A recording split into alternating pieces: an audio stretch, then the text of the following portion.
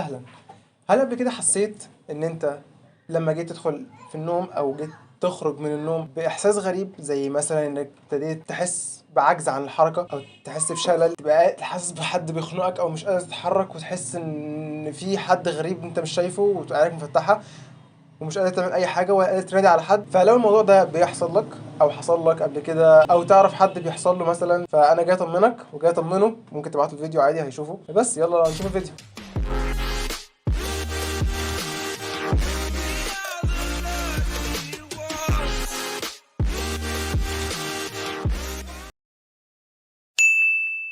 شلل النوم او الجاثوم، وزي ما قلت هي بتحصل في حالتين. الحاله الاولى هي لما بتبدا تتنقل من مرحله النوم لمرحله الصحيان، او من النوم العميق لما تبدا تفوق من النوم، ودي بيكون اسمها هيبنوبومبيك باراليسيس، وده بيكون الشائع. اما الحاله الثانيه اللي بتكون نادره الحدوث، ودي اللي بتكون لما الجسم بيبدا يتنقل من اللي هو الصحيان للنوم، ودي بيكون اسمها هيبناجوجيك باراليسيس. هما الاثنين بيكون معناهم شلل النوم، بس هي الاسم العلمي ان دوت لما تبدا تتنقل من النوم للصحيان، والثانيه اللي هي بتتنقل من الصحيان للنوم. انا طبعا نسيت هما انهي تبع مين، بس مش مشكله. هو عامه زي ما انا قلت هو مش مرض خطير ولا حاجه، هو اصلا مش مرض، هو اشبه بتهيؤات. ما فيش اي دليل على حاله وفاه حصلت بسببه، لان عضله الحجاب الحاجز بتكون مستمره بشكل طبيعي، والتنفس الاكسجين بيوصل للدم تمام، وكل حاجه بتكون اعضاء الجسم الحيويه شغاله عادي، مفيش اي مشكله. وبما انها نادرا لما بتحصل، فهي بتبقى اشبه بالمره دي تكون انت كنت تعبان فيها مثلا، نوم مش كويس، في كذا عرض تاني.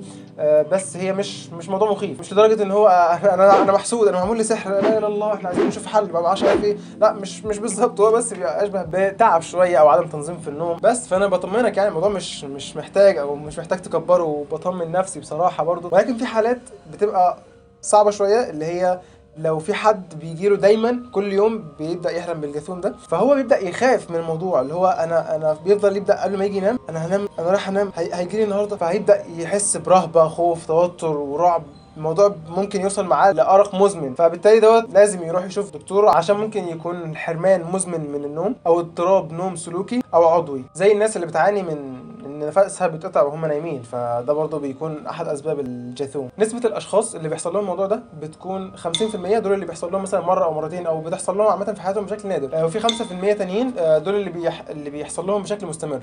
طبعا حاولت افهم الاسباب بس ما فهمتش حاجة من اللي قرأته. يعني مثلا كان بيقول لا يعرف الكثير عن فسيولوجيا شلل النوم، ومع ذلك اقترح البعض أنه قد يكون مرتبطا بكبت الخلايا العصبية الحركية في منطقة جسر الفالور في الدماغ، خاصة مع تدني مستويات الميلاتونين، أو الذي يحول دون تفعيل العضلات لمنع جسم الشخص الذي يحلم من تحريك عضلاته. أنا مش فاهم حاجة. هو الموضوع بكل بساطة، أنت بتكون نايم بتصحى، فالمرحلة دي هي اللي بيحصل فيها، او العكس بتكون بتكون صاحي فبتنام، فالمرحله دي برضو هي المرحله اللي بيكون فيها الجاثوم. ليه؟ لان الجسم بيحاول يبدا يفك ارتخاء العضلات في العضلات بسبب النوم، فبيبدا عايز يفوق بقى ومش عارف ايه، فالجسم يبدا يحاول يفوق تاني، فالعقل مش بيكون لسه استوعب الموضوع، لا، العقل بيبدا يفوق، فالجسم مش بيكون مستوعب الموضوع. انا عكستها، مش فاهم ليه. ولا انا اصلا عاكسها ولا ايه؟ هو في العبط ده. ففي المرحله دي بيحصل اللي هو الاحساس، يعني تبدا تحس بتوتر، وتبدا تحس ان جسمك متكتف، مش قادر تتحرك، وعينك مفتحه، وبتحاول تتنفس، او بتحس ان هو في حاجه غريبه، فانت بتبدا تخاف. وغير ان في حاجات اصلا غريبه، او بتسمع اصوات مش موجوده، او الموضوع بيبقى فيه حاجه مرعبه، لان الموضوع بيبقى اشبه بحاله احتضار. انت تحس ان انت خلاص روحك بتطلع، فانت خايف، انت مرعوب، انت في حاجه غلط، في انت مش قادر تتنفس، انت كل حاجه بتتحرك غير عينك، فانت خلاص كده انت يعتبر بتشوف روحك بتطلع. الاسباب بقى اللي بتزود احتماليه الموضوع ده يحصل، اول حاجه لما بتنام على ظهرك، بتبدا جسمك يرتخي، ويبدا الموضوع بيحصل بنسبه اعلى من ان انت لو نمت بشكل تاني. تاني حاجه لما نفسك تقطع وانت نايم، الموضوع طبيعي انك تحس بخنقه، اصلا طبيعي. تالت حاجه عدم الانتظام في مواعيد النوم، يعني انت لو مواعيدك مش منتظمه في النوم فطبيعي الموضوع ده يحصل. رابع حاجه نقص وصول الاكسجين للدماغ، ده غير بقى الضغوطات، التوتر، الارق الكتير. الاسباب اللي تتخذها علشان ما يحصلش الموضوع ده، اول حاجه زي ما قلنا في الاسباب اصلا كان ايه؟ انك تنام على ظهرك، فبالتالي عشان الموضوع ده ما يحصلش تنام على جنبك، سهله بسيطه مش محتاجه. وفي الاسباب برضو كان في الانتظام، يعني عدم الانتظام في مواعيد النوم، فنظم مواعيد نومك. ده غير طبعا انك لازم تعمل نفسك جزء من اليوم تعمل فيه رياضه، تنشط جسمك، مش عارف ايه، تجري الدم في جسمك. وطبعا لازم تبعد عن الحاجات اللي بتخليك متوتر، يعني اهم حاجه صحتك. وطبعا حاول تبعد على قد ما تقدر عن ادويه النوم. طيب دلوقتي في حاجه مهمه، لو انت دلوقتي اوريدي في الحاله بتاع شلل النوم، فعايز تطلع من الموضوع، يعني انت دلوقتي عايز تخرج، انت دلوقتي عمال تتخيل مثلا الموضوع طول اكتر عن زياده عن اللزوم، فانت دلوقتي عايز تطلع من الموضوع، انت دلوقتي مش قادر تتحرك فعايز تتحرك. فالموضوع ده مهم. الحل هو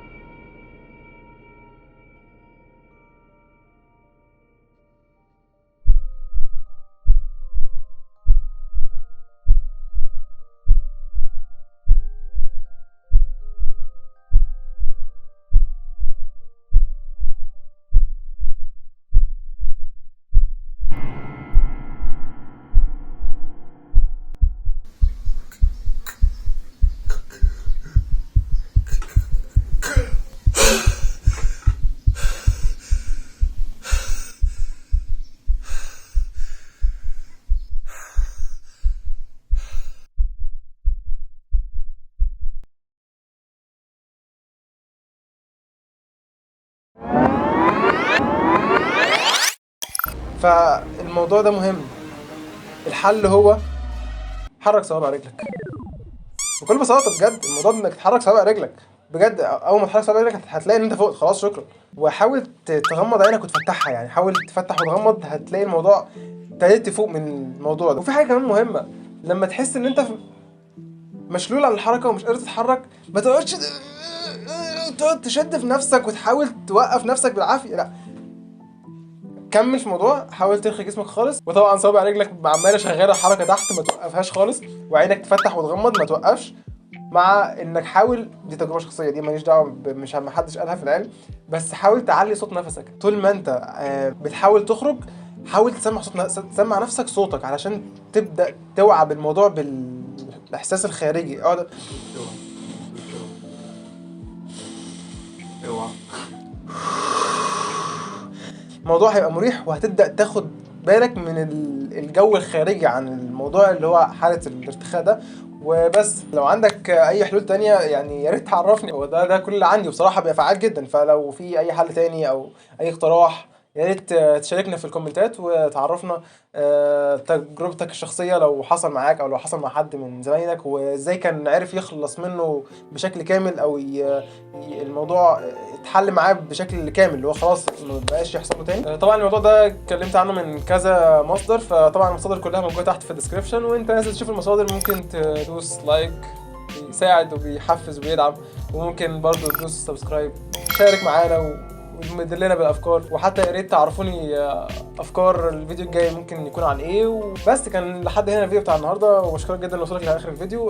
طبعا ما تنساش لو الفيديو عجبك ما تنساش تدوس لايك. شكرا جدا واشوفكم الفيديو الجاي.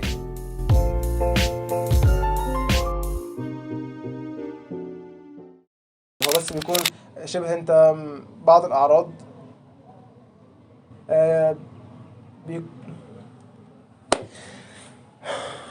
لان انت اوريدي بتحس ان انت بتحتضر انت خلاص قاعد بتطلع في الروح، فانت دلوقتي عايز تنطق الشهاده حتى مش قادر. وانا بضحك وانا بقولها، الموضوع مرعب.